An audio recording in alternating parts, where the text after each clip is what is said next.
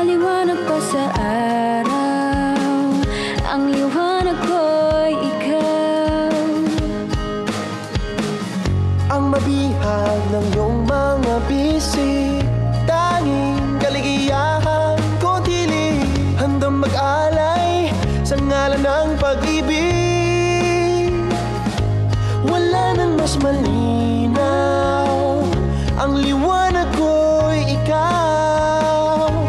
Ikaw ang ilaw saan ka man dalhin, hindi na tayo matatakot sa dilim, dahil iba ang dala ng pag-ibig mo. Liwanag sa buong mundo.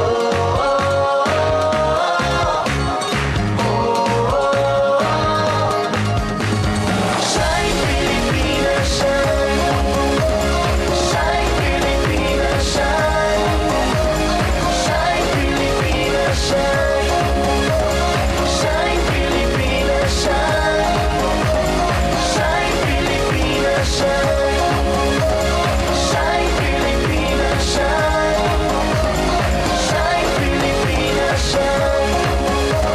Shine Pilipinas, shine.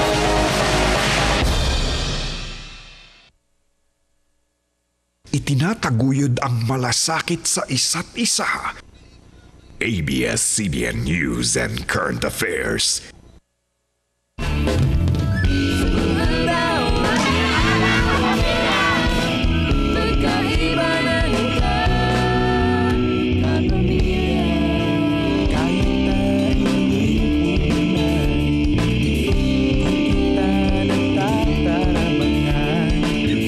Sa pagsinang bagong salta, may pag-asaan sa tuyang banwaan.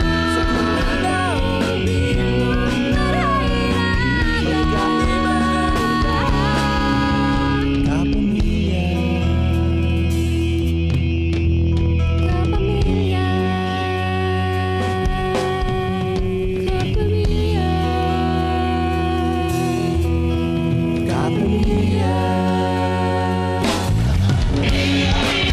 Kapamilya. Kapamilya, Miyerkules, Mayo 20 taon 2015. Nakantabay na kamo sa radyo asin dyaryo nindo sa pagkaaga sa laog po nin 45 minutos. Ihahatod mi sa indo ang mga istorya asin mga baretang dapat nindong maaraman ngunyan pasana. Ini anmaray na aga kapamilya. Pasadaan ta muna na banwaan in pili hulita kasud mapong alauna ning hapon na binuksan na po sa mga motorista, partikular sa mga 6-wheeler trucks hanggang sa 6-wheeler trucks yang kalabaan ka na San Jose, sa San Jose Bridge dyan sa Pili Camarines Sur. Makakaibanan ta dyan live o ruatyan si Ate Miles Melia tanganing ihatod sa mga pinakauring sitwasyon. May gubot pa bang trapiko? Kumusta itong mga pataas, 6-wheeler pataas, kung igwa pa bang nakakalusot dyan o talagang nag-aagi sinda duman sa San Fernando Bypass Road, asin kumusta hunta ang sitwasyon sa lugar na yan. Parang may iwasan tanaan pagtransbordo sa mga oras na ini, kaya aratyan po antabay sa nakamo. Balik na po sa pwesto ang alkalde kan Santa Magdalena sa Sorsogon. Huli na si Alkalde Mayor Alejandro Guamos. Ini po matapos na i-dismiss sa ikaduwang pagkakataon kan ombudsman ang kasong dishonesty as in grave misconduct na ipigsangat sa 2008. Kabangang taon man na nasuspindir si Guamos asin sigun sa iya, ipapadagos niya na mga napundo niya mga plano sa banwa. Kay Guamos ang natatadang termino bilang alkalde para matapos ang pinuunang mga programa. Kaya saro sa mga pag-iisipan niya natapuson ang ikatulupan niyang termino bilang alkalde kun tatawan liwat siya nin tsansa kan mga taga Santa Magdalena.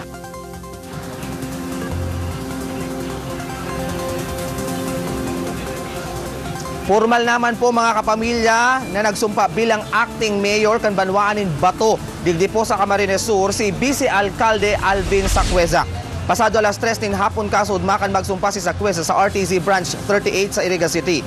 Epektibo kasud siya na an matukaw bilang alkalde kan Banwaan. Ini po matapos na maresibi ang surat halis sa Department of Interior and Local Government Office kasud may kinaaraman sa 6 na bulan na suspensyon kay Alkalde Janet Bernaldez. Nakapalaman sa surat na pwede nang magtukaw bilang acting mayor si Sacuesa susog sa Section 46 kan Local Government Code of 1991. Base naman ini sa naging desisyon kan Office of the Ombudsman sa isinangat na kaso ni Municipal Health Officer Annelyn Mendoza huli sa basang na paglipat sa iya sa Provincial Health Office. Pabor kay Mendoza ang naging desisyon kan Ombudsman. Hasta kasud manghapon may mga barikada ang Legislative Building kan Banwaan. Plano ni Sacuesa na mag-opisina nguna sa Sangguniang Bayan Building and kaso da ipa siya tugutan na makalaog sa munisipyo. Pinurbaran po kan news team na kuwanan ang lado ni Bernaldez alagad Mayo ini sa munisipyo maging sa saindang residensya. Para sa mga kababayan kong taga-Bato, lalong-lalo na po sa ating mahal na mayor na irespeto po ang batas.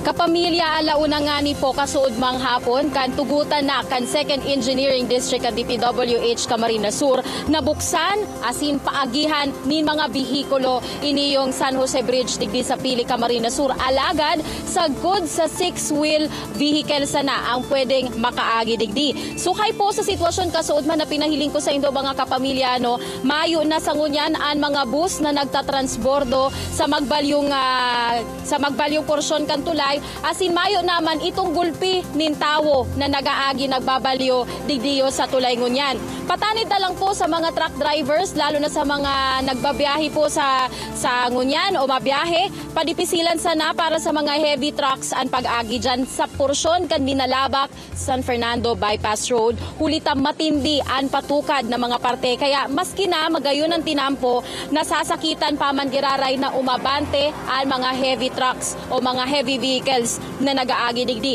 Abiso na sana sa mga darakulang bihikulo arog kan mga bus asin truck na mas marhay kung maglaog po kamo sa Nabwa o sa Pawili-Bula luwas na sa Banwaan kan San Fernando. Kasuod igwa pa pong nanutaran ang news team na nagtagilid na truck sa sarong porsyon kan tinampo na yan matapos na magkaberya. Kaya sa mga kapamilya ta na mabiyahe, lalo na ito may mga darakulang bihikulo, ingat-ingat po kamo lalo na sa pag-agi sa mga alternate roads na pigdesignar kan DPWH.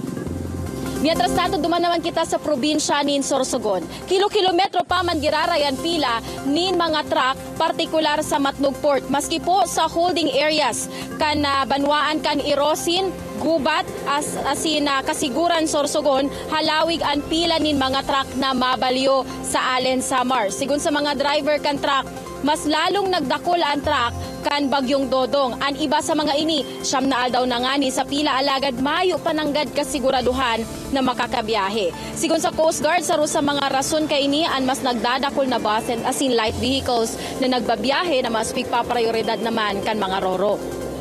Andal sana kan Coast Guard ang mas pagdakol pa kaini urupang harani na ang ralaugan.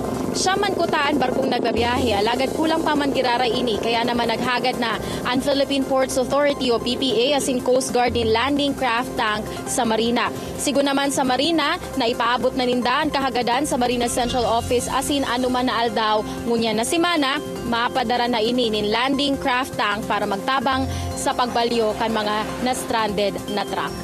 Yan muna ang update na hatod ko sa Indo. Balik sa imo, Jonathan.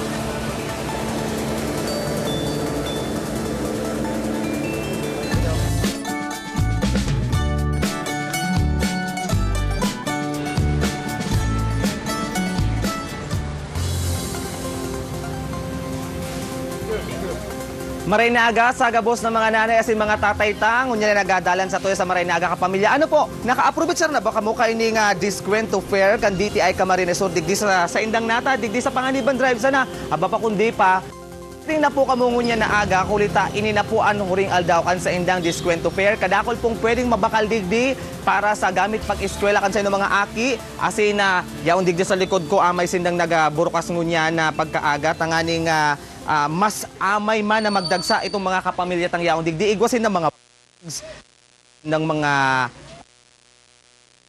tasar, pencil case, mga papel, mga booklet, mga medyas yaong digdi mangumusta kita digdi mas kisibot ng Good morning po, Maray na aga. Ano po ang yaong digdi nindungon niya ng mga paninda? Mga school supply po. Opo, sa indigdi. Sa bag. Opo, gurano ang mga bags. May 379 po, 329, 339. Oo, aram ta po na pag-arom kayo May- ng burukasan ng klase, ang kadaklan sa garo mabenta itong trolley, Opo, itong may stroller gulo. po. Oo. Tsaka yung mga process. Apo, mga gurano yan. 339 po, 379. Okay. Sige. Digdi naman kita sa to yung mga kapamilya. Yung mga notebooks ta.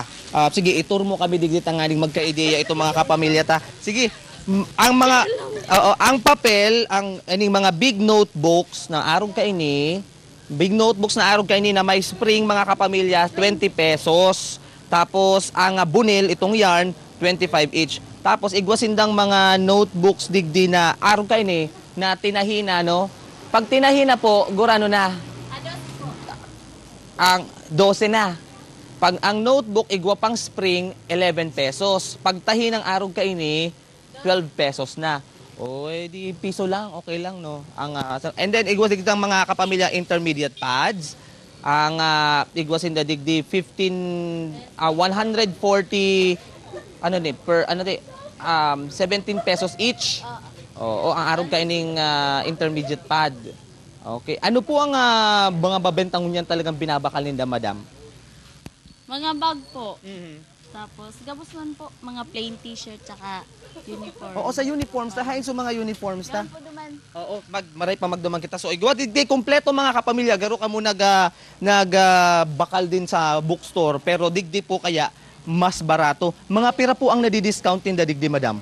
Hindi po sa t-shirt, sa uniform, 10% po. Opo, duman sa mga Sa bags. school supplies, Sa ay bags sa ta, bag, 10%. Oo, so, ibig Sa sabihin, school supplies po, 5%.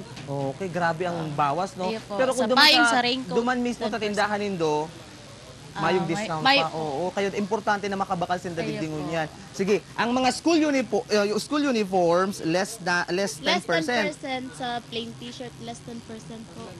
Gabos man po yan, less 10%. Mhm. Pwede pa School ba kamong supplies. ma-extend hanggang nuarin ka mo at yan? Ay hanggang 6 o'clock lang po yata. 6 o'clock. Okay. So, apwera kang uniforms, bags, mga notebooks, mga papel, mga ballpen na yaon digdi. Kadakol pa digdi sa inutan may mga kapamilya, igwang digdi sa balyo, igwang native bags. Nanay, thank you ha. Salamat, salamat. And digdi man, igwa pa kitang mahihiling digdi na mga native na bags. Ang pagkakarap ko, halibuhi. Haliining buhi, itong mga kapamilya ta sa buhi, ang Hataw hand-woven products. Hali yan sa Banwaan Kambuhi. Iba digdi sa tuya sa Diskwento Caravan, Balik Eskwela Edition. Asin kadakol pa ka mo mababakal digdi mga kapamilya. Igwang mga gamit sa harong, may dishwashing liquid na pwedeng mabakal digdi. Gurano po ini? Mga gurano po ang araw kayo ini?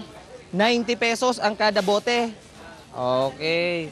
O kadakol digding mga igwa pa digding mga pang personal hygiene, shampoo, toothpaste, sabon panlaba, kadakol digdi mga kaibanan taan saro sa mga taga DTI. Madam, good morning. Kumusta so far po kumusta ang outcome kang sa tuyang Diskwento Caravan? Magayon man po, maray na aga. Opo. Thank you, madam. And syempre, kadakol pa nabubukas digdi igwang. Kung gusto nindong matagalan sa indong stress, pwede kang magpahilot sa Magaraw Hilot Association na yaon man digdi.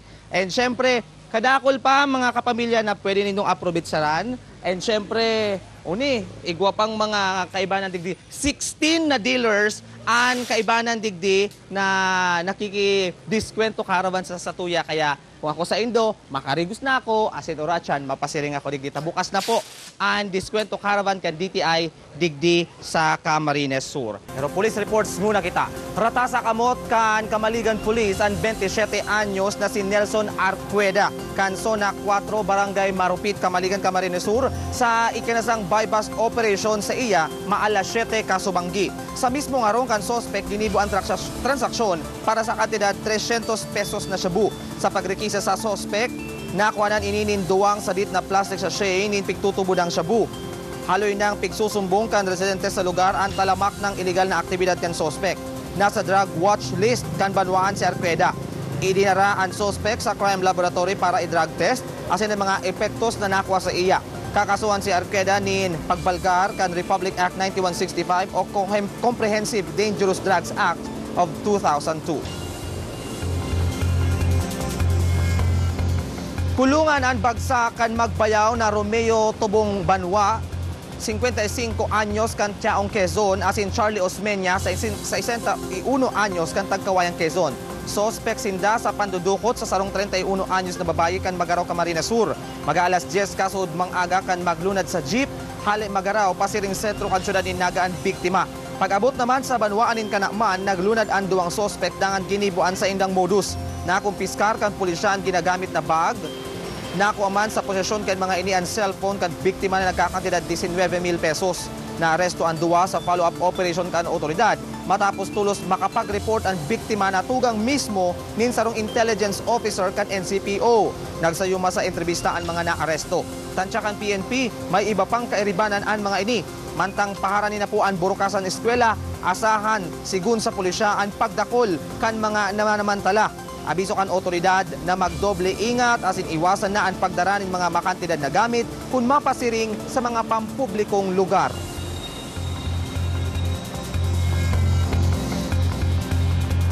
Napuruhan po sa engkwentro sa armadong grupo ang sarong miyembro kan Albay Provincial Public Safety Company sa barangay Maslog, Syudad ni Legazpi. Saro naman ang irido asin nagpapabulungon yan sa ospital. Yan sa report ni Eric Baldo. Matapos na maibaba sa bulod na porsyon kan Sitio San Jose sa barangay Maslog sa syudad ng Legazpi, tulos na isinakay sa nagahalat na ambulansya ang duwang miyembros kan Albay Provincial Public Safety Company. Saro sa mga ini ang seryosong nalugadan asin pigbistong si PO2 Ronald Bondad. Alagad gadan ang saro sa pag-iriba kaini na pigbistong si PO3 Rene Balaguer.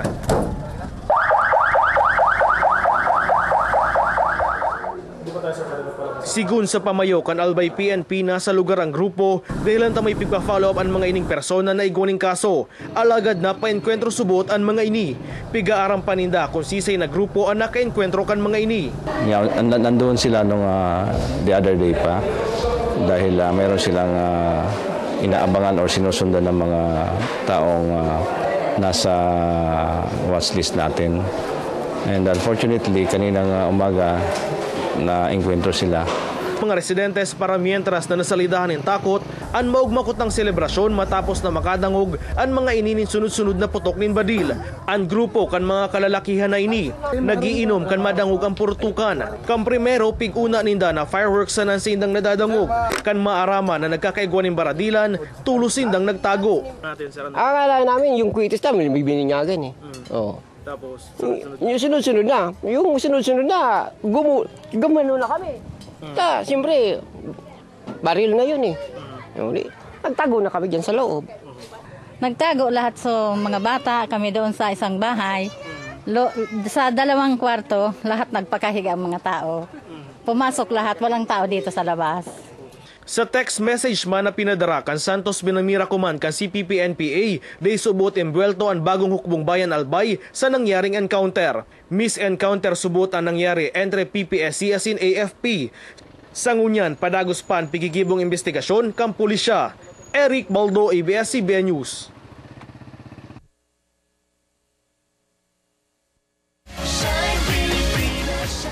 White Pebble sa baybayon kaini padagos po ka pamilya na nabibisto ang barangay Bagulataw, Minalaba, Camarines Sur.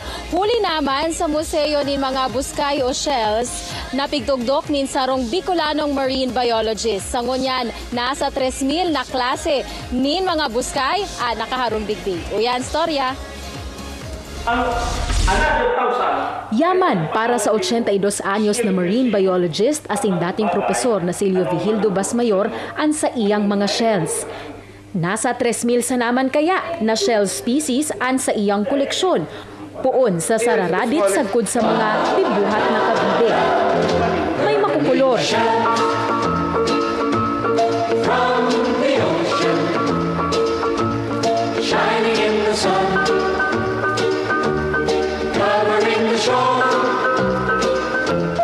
Hugis apa, hugis dugi kan sira. Pati ari kurungkan kasag, tayong o si urchin asin baloko, gabus ini, yaon sa iyang Bicol Shell Museum sa Bagulataw, Minalabak, Camarines Sur. Kung anong tipo ang sa iyang paborito, panapat sabi niya ang conch shells o buskay.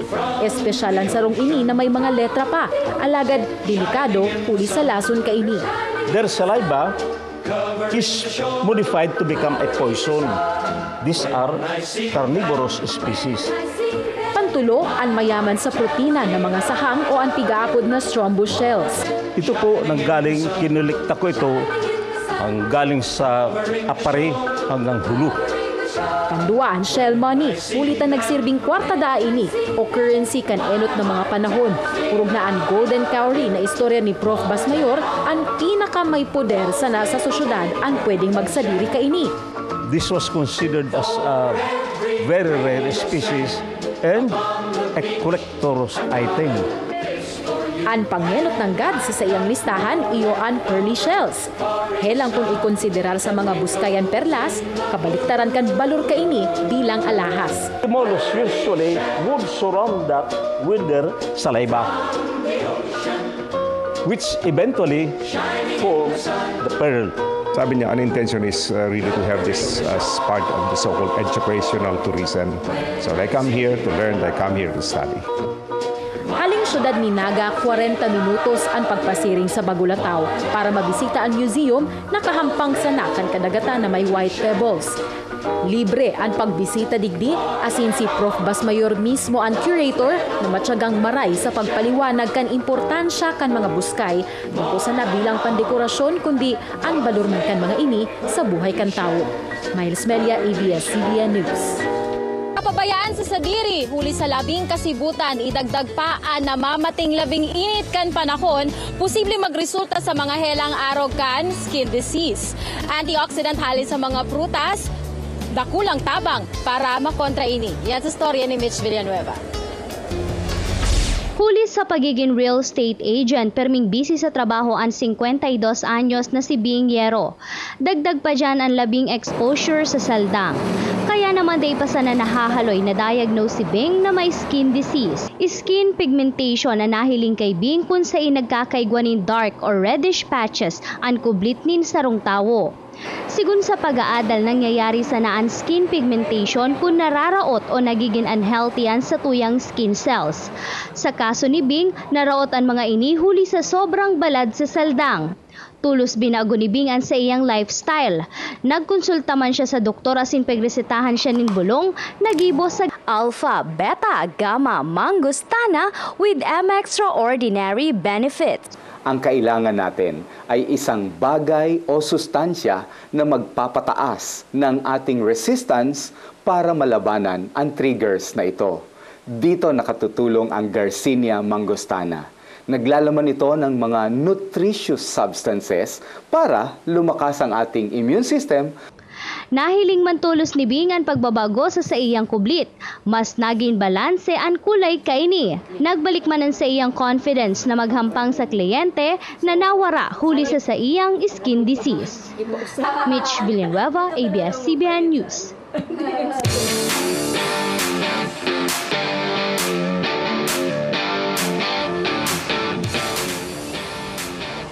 Kapamilya, pinangaranan na po ang marepresentar sa Pilipinas sa papaabot na 2015 FIBA 3x3 Under 18 Championship. Nagigibuon po sa Hunyo 4 sa God 7 sa Hungary. Papanginotan ini ni Kobe Paras, kabali sa team sinda Richard Escoto, Michael Nieto asin Paulo Rivero. Kabali ang Pilipinas sa Pool A kung saan makakalaban ninda ang host country na Hungary, Russia, Poland, Uruguay asin Kazakhstan. Enot na makakalaban kan team Pilipinas and Poland.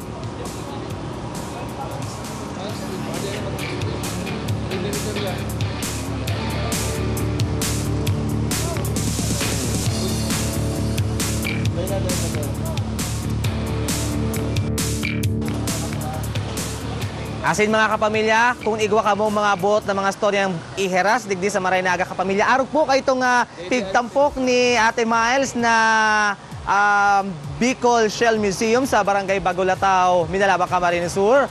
Aba, mag-email lang po kamo sa jonathanmaestrada@gmail.com o kaya po mag-post sa Samuyang Facebook page o kaya naman po magpadala ng mga mensahe.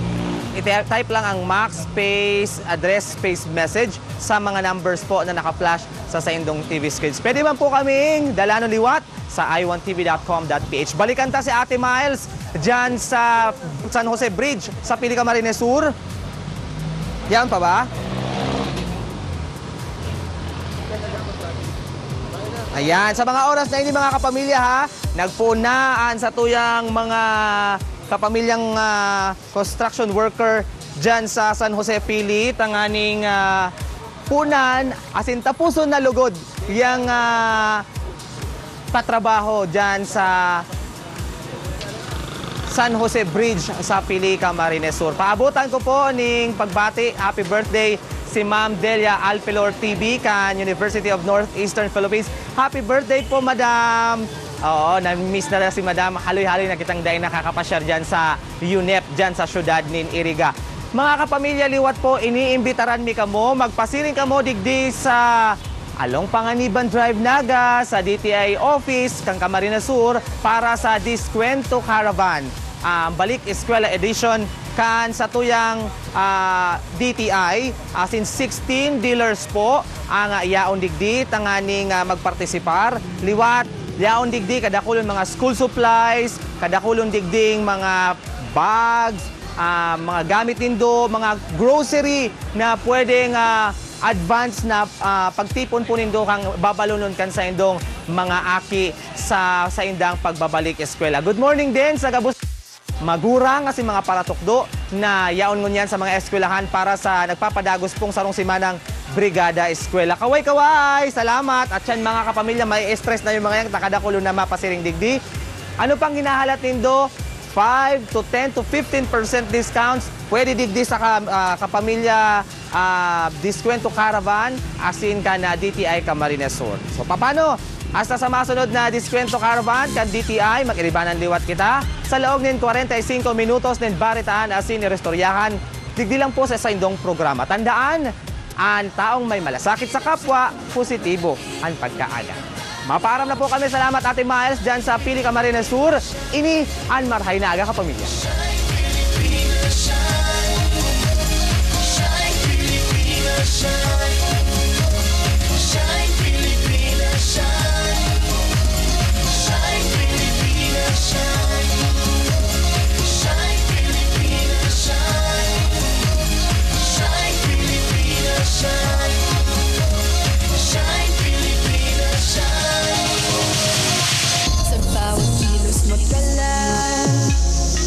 Damdamin mo'y sumisigaw, ang ganda mo'y sumasayaw, buong mundo'y nasisilaw. 7,107 islands with a touch of heaven. Beautiful faces, beautiful culture, beautiful races and beautiful places. Mountains and streets to the shore. We got more, yeah, that's for sure. People, yes.